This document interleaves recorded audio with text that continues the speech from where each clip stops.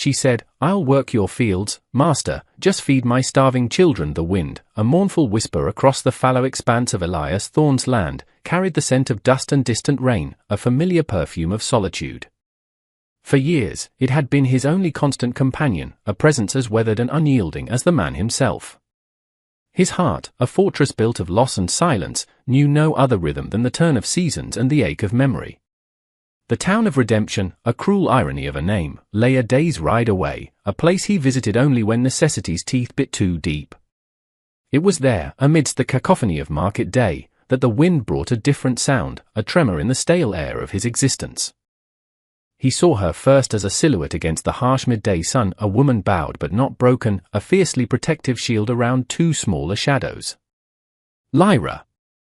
Her name, he would learn later, was as soft as the moss that clung to the north side of his ancient oaks, yet it held the resilience of stone. She was surrounded, a pack of grinning jackals disguised as townsfolk, their words like stones cast at a wounded bird. A portly merchant, his face a sneer of petty authority, jabbed a thick finger towards her, his voice oily with contempt.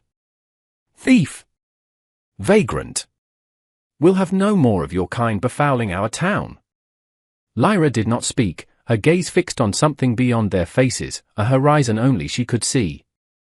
Her arms tightened around the children, Ilara, barely 6, whose eyes, wide and dark, missed nothing, and Finn, a wisp of a boy, clinging to her worn skirt, his small face buried in its folds. Elias watched, his hand resting on the worn axe handle tucked into his belt, a familiar weight. The scene was an old one, humanity's ugliness replayed on countless stages. But the tremor in Finn's small shoulders, the way Ilara's chin trembled despite her rigid stance, these were new barbs in his calloused soul. He moved, not with conscious thought, but with an instinct long dormant. His shadow fell over the merchant, eclipsing the man's righteous fury. Elias was not a large man, but decades of solitude and hard labor had carved him into something elemental, something the townsfolk instinctively understood as dangerous. "What's the trouble here?" His voice was rust, grating, and unused. The merchant, flustered, puffed himself up. This woman. She was trying to steal bread. Her brats are probably riddled with disease." Lyra's head snapped up, a spark of fire in her exhausted eyes. "We asked. We did not steal." Her voice was low, threaded with a weariness that went bone deep, yet clear as a winter stream. Elias looked at the children, at the hollows beneath their eyes, the smudges of dirt on their cherubic faces. He saw not thieves, but the ghosts of a hunger he, too, had known in a different, long-ago life. He turned back to the merchant, his gaze flat. He reached into his worn leather pouch, pulled out 3 silver coins, far more than the bread was worth, and dropped them onto the merchant's stall. They clattered with a finality that silenced the murmurs. "She works for me now," Elias stated, the word simple, irrevocable. He didn't look at Lyra, didn't wait for an answer from anyone. He simply turned and began to walk towards his wagon. A beat of silence, then a desperate, hopeful whisper. "Master." He stopped, but did not turn. "I'll work your fields, master. I'll do anything. Just feed my starving children." The word "a master" struck him like a blow, a brand of a life he wanted no part of. He said nothing, only waited. He heard the scuff of worn shoes, the faint whisper of cloth. He felt their presence behind him, a fragile cargo of hope and fear. The journey to his farm was a tapestry woven of silence. Lyra sat stiffly on the wagon seat, the children huddled between them, Ilara's watchful eyes flitting from Elias's stoic profile to the passing landscape, Finn eventually succumbing to an exhausted sleep against his sister's small shoulder. Elias felt their vulnerability like a physical weight, a stark contrast to the familiar emptiness of his life. His farm was a testament to his solitude. A sturdy but unadorned cabin, a barn leaning slightly with age, fields that yielded enough but no more. It was a place of work, not comfort. He led them to a small, disused outbuilding, cleaner than it looked, with a rough cot and a fireplace. "Here," he said, his voice still rough. He brought water, a loaf of the bread he'd bought, a piece of cheese. He left them, the unspoken hanging heavy in the air. Later, from his porch, he watched. Lyra did not rest. After ensuring the children ate, their small hands reaching with a pitiful eagerness, she emerged. She found a discarded broom and began to sweep the packed earth before her door. She inspected the loose shutter on the window, tested the handle of the water pump. Her movements were economical, purposeful. There was no hesitation, only a quiet industry. As dusk painted the sky in hues of bruised purple and fading gold, she coaxed a small fire to life in the outbuilding's hearth, its light a fragile beacon in the encroaching darkness. Elias ate his solitary meal, the familiar silence of his cabin now punctuated by the awareness of 3 other heartbeats on his land. Pity, he'd felt that in town. But watching Lyra move, seeing the fierce, unwavering resolve in the set of her shoulders, a different emotion began to stir. Respect. And a profound, unsettling curiosity about the storm she had weathered to arrive at his desolate doorstep.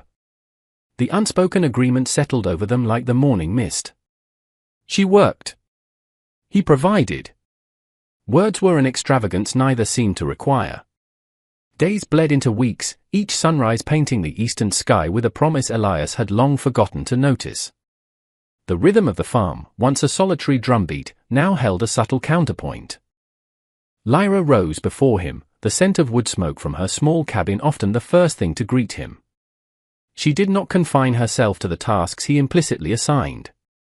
He found the sagging gate to the vegetable patch mended with salvaged wire, its hinges oiled. His own meager garden, long neglected beyond basic sustenance, began to show signs of her tending, weeds pulled, soil turned, tender new seedlings he hadn't planted appearing in neat rows. She moved with a quiet competence that spoke of a life spent making something from nothing. She mended his torn work shirts, the stitches small and neat, leaving them folded on his porch.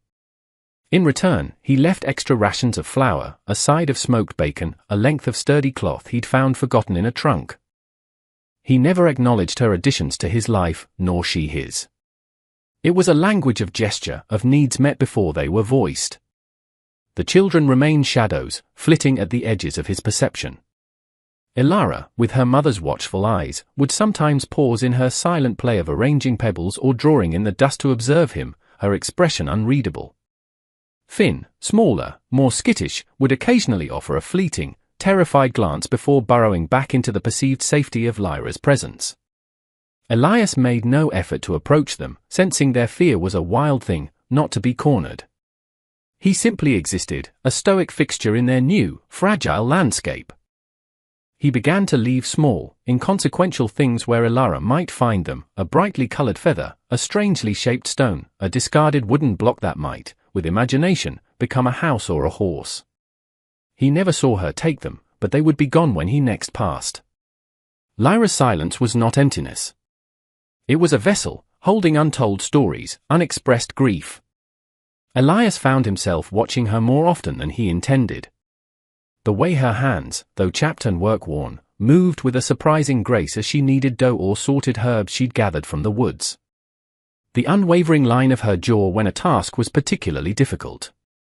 There was a fierce pride in her, a refusal to be entirely broken, that resonated with something deep within him, something he thought had died long ago. The first crack in their silent world came not with a storm, but with a cry in the night. A fever had taken hold of Finn, his small body racked with shudders, his breath shallow and quick. Elias was woken by Lyra's desperate, muffled sobs, a sound that pierced the thick walls of his cabin and his heart. He found her cradling Finn, her face a mask of anguish in the flickering firelight. "He burns," she whispered, her voice raw. "I have nothing." Elias, for the first time, stepped fully into their space, his presence filling the small cabin. He felt Finn's forehead. The heat was alarming. Without a word, he went to his own cabin, returning with a jar of willow bark tea, a remedy his own mother had used. He built up their fire, showed Lyra how to brew the tea, how to bathe Finn's small limbs with cool water. They worked together through the long night, a silent, desperate vigil.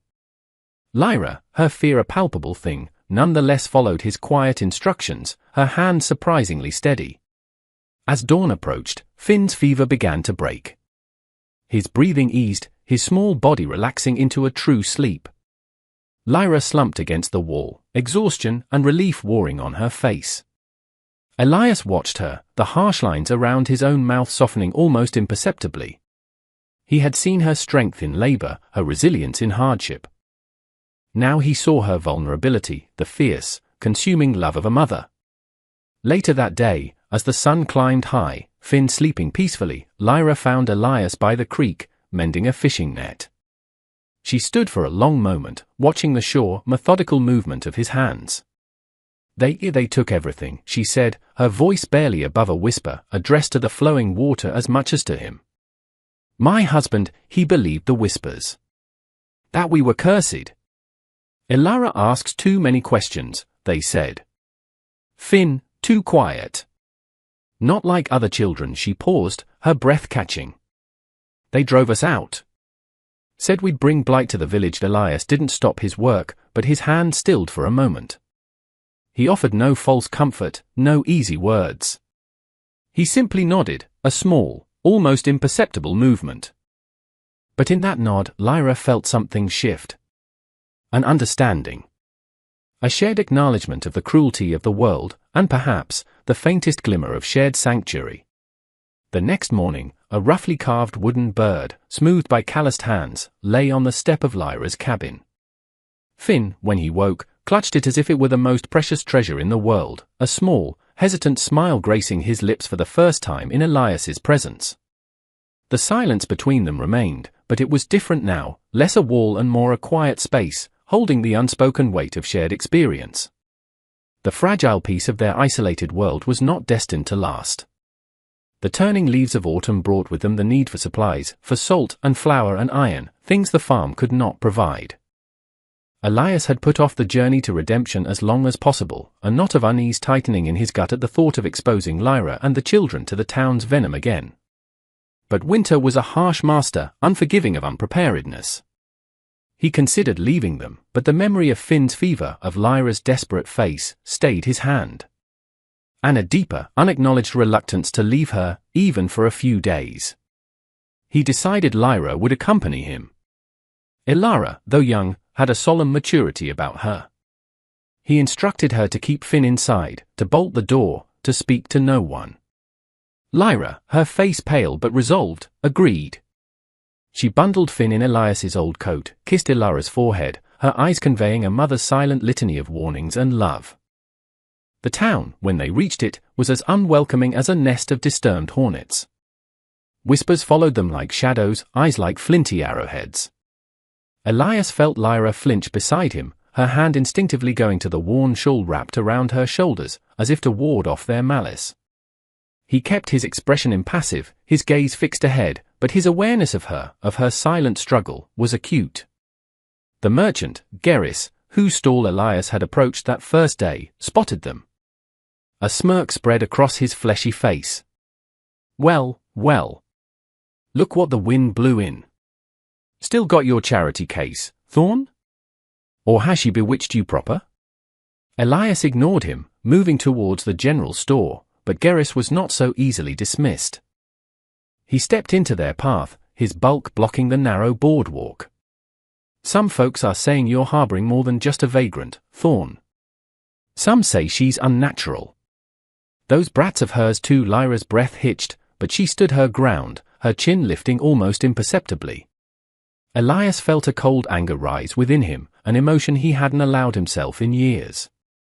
Before he could speak, the town's constable, a man named Thorn, no relation, a fact Elias always found grimly amusing, ambled towards them. Constable Thorn was a man who valued order above justice, and public opinion above all else. Elias, he said, his tone attempting a weary authority. There's talk. Unsettling talk. About this woman. Her children. People are concerned about what, Thorn? Elias's voice was dangerously quiet. That I offer food and shelter to a woman and her children? Is that against the law in redemption now? It's irregular, the constable hedged, clearly uncomfortable under Elias's direct gaze. She's an outsider. They're different. It makes folks uneasy. For the good of the community, perhaps it's best if she moved on. Garrus, emboldened by the constable's presence, sneered. Yeah, Thorn. Get rid of the trash. Before she taints us all, he reached out, as if to grab Lyra's arm. In that instant, something snapped in Elias. He moved with a speed that belied his years, his hand clamping around Garrus's wrist like an iron band. Garrus yelped, his bravado deflating. That's enough, Elias said, his voice low and guttural, resonating with a power that silenced the gathering crowd. He released Garrus, who stumbled back, rubbing his wrist. Elias turned to face the constable, to face the circle of hostile, watching eyes. For too long, he had lived in the shadows, his voice muted by grief and isolation. Now, it found its strength. This woman, he began, his gaze sweeping over them, finally resting on Lyra, whose eyes were wide, shining with an emotion he couldn't name. Her name is Lyra. She has worked my land, tended my home, with more honesty and dedication than any two of you put together. He gestured towards the silent, judgmental faces. You speak of community? Of decency? I see little of it here. I see fear. I see cruelty born of ignorance. His voice rose, carrying over the stunned silence. She and her children have earned their place. They have suffered enough at the hands of people like you. This is my land. My home. And they will stay. He paused, his eyes locking with Constable Thorn's. If anyone has a problem with that, they answer to me. There was no mistaking the challenge, the absolute finality in his tone. The crowd shifted, murmured, but no one met his gaze. Constable Thorn, red-faced and flustered, muttered something about maintaining peace and backed away. Garrus, nursing his wrist, glared but said nothing more. Elias turned to Lyra. Her face was illuminated by a profound, incredulous gratitude. He saw the shimmer of unshed tears in her eyes, but also a new strength, a reflection of the stand he had just taken. He offered her his arm, a gesture so foreign to him it felt monumental. Let's get what we came for, he said, his voice returning to its usual gruffness, but the unspoken resonated between them. He had not just offered her protection, he had claimed her, and her children, as part of his world, publicly and unequivocally. Their bond, forged in silence and shared labor, was now sealed in defiance. As they walked towards the store, the whispers that followed them were different now, tinged with fear, with grudging respect, and perhaps, for the first time, a sliver of doubt in their own righteousness. Lyra's step, beside him, was lighter than he had ever known it. The stand Elias took in town did not end the threat, it merely drove it underground, where it festered like a hidden wound. Garrus, humiliated and vengeful, along with a few like-minded townsmen nursing grievances real or imagined, saw Elias's farm not as a sanctuary, but as an affront. They saw Lyra as a blight, her quiet resilience a mockery of their fear-fueled superstitions. The whispers grew louder in the tavern, fueled by cheap ale and malice. They spoke of stolen goods, of dark magic, of the need to cleanse the Thorn homestead. The climax arrived not with the subtlety of changing seasons, but with the brutal clarity of a winter storm, an unnatural squall that swept in with little warning, mirroring the tempest brewing in the hearts of men. It was a night of howling wind and driving sleet, the kind of night that blurred the lines between the wild and the tamed, when the thin veneer of civilization felt most fragile. Inside Elias's cabin, a warmth Lyra had cultivated now permeated the space. Finn slept soundly in a small bed Elias had fashioned, Lyra reading by the firelight from a worn book of fables he'd unearthed. Lyra mended, her needle moving with a steady rhythm, while Elias sharpened his axe, the rhythmic rasp of stone on steel a counterpoint to the wind's fury. A sudden, frantic barking from Blue, Elias's old hound, shattered the peace. The dog, usually placid, was at the door, hackles raised, a low growl rumbling in his chest. Elias was instantly alert. He exchanged a look with Lyra. Her eyes, wide and knowing, reflected his own grim understanding. They were not alone. He unbarred the door, peering into the swirling sleet. Figures, dark against the white, were moving towards the cabin, torches guttering in the wind. Garrus.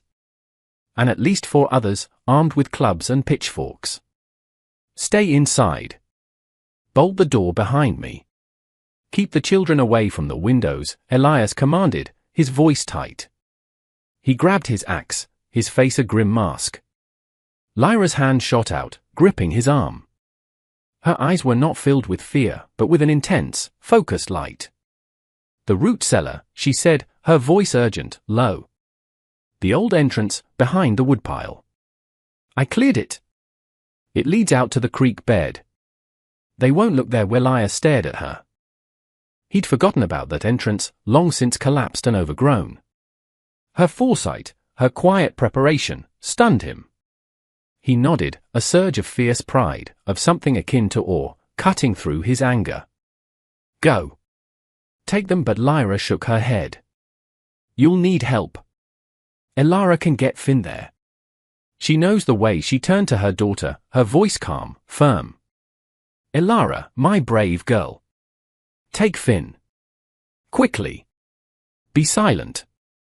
Wait for us by the old willow." Elara, her small face pale but resolute, nodded once, her eyes mirroring her mother's courage. She took Finn's hand, pulling him from his sleepy confusion, whispering reassurances. Lyra pressed a small bundle, bread, a blanket, into Elara's hands. Then, she turned back to Elias, picking up a heavy iron poker from the hearth. "We defend our home," she said simply. The attackers were at the door, their drunken shouts carried on the wind. Elias met the first one, Geras, with a roar, his axe a silver blur. The fight was brutal, desperate. Elias, fueled by a righteous fury, fought like a cornered bear, but they were outnumbered. A blow from a club caught him on the shoulder, sending a shockwave of pain down his arm. He stumbled, and another man lunged. It was then that Lyra moved. She was not a warrior, but she possessed a wild, untamed spirit, a mother's ferocity. She swung the poker, connecting with the side of an attacker's head, sending him sprawling. Her sudden, unexpected intervention gave Elias the moment he needed to recover. But another attacker, seeing Lyra, lunged for her, a cruel leer on his face. Elias roared, trying to get to her, but he was engaged. Suddenly, a small, piercing scream cut through the chaos. "Elara!" She stood at the edge of the clearing, near the woodpile, not cowering, but pointing, her voice thin but clear over the wind. "Fire! The barn! They've set the barn on fire!" The attackers hesitated, their attention diverted. The barn, full of hay and dry timber, was going up like a torch, flames leaping into the storm-tossed sky, casting an eerie, dancing light. In that moment of distraction, Lyra acted with uncanny intuition. She grabbed a bucket of icy water kept by the door and flung its contents not at an attacker, but at the base of the largest, sputtering torch held by one of the men. It hissed and died, plunging their immediate vicinity into deeper shadow, confusing them further. Elias pressed his advantage, driving them back from the cabin. The sight of the burning barn, the ferocity of Elias and Lyra, and perhaps the sheer unexpectedness of a child's courage, seemed to break their drunken resolve. They were thugs, not soldiers. With curses and panicked shouts, they began to retreat, Geras casting one last venomous look before disappearing into the swirling sleet and darkness. Elias leaned heavily on his axe, his shoulder screaming, the smell of smoke acrid in his lungs. Lyra was beside him, her breath coming in ragged gasps, the poker still clutched in her hand. They had held. They had survived. He looked at the burning barn, a symbol of his past, now turning to ash. Then he looked at Lyra, her face smudged with soot, her eyes blazing with a fierce, protective light. And he knew, with a certainty that settled deep in his bones, that something far more precious had been saved. The first pale light of dawn crept over a ravaged landscape. The storm had passed, leaving behind a world cloaked in an eerie silence, broken only by the mournful crackle of the smouldering barn and the drip of melting sleet from the eaves of the cabin. Elias sat heavily on the cabin steps, his injured shoulder crudely bandaged by Lyra's surprisingly deft hands. Pain throbbed with every beat of his heart, but it was a distant ache compared to the turmoil within him. Lyra emerged from the cabin, carrying 2 steaming mugs. She handed one to him, her fingers brushing his, a fleeting touch that sent a tremor through his weary frame. She had found Elara and Finn by the creek bed, cold and terrified, but safe. They were now asleep inside, exhaustion having finally claimed them. They sat in silence for a long time, watching the smoke curl lazily into the grey sky. The devastation was stark, the barn, his tools, a season's worth of hay, all gone.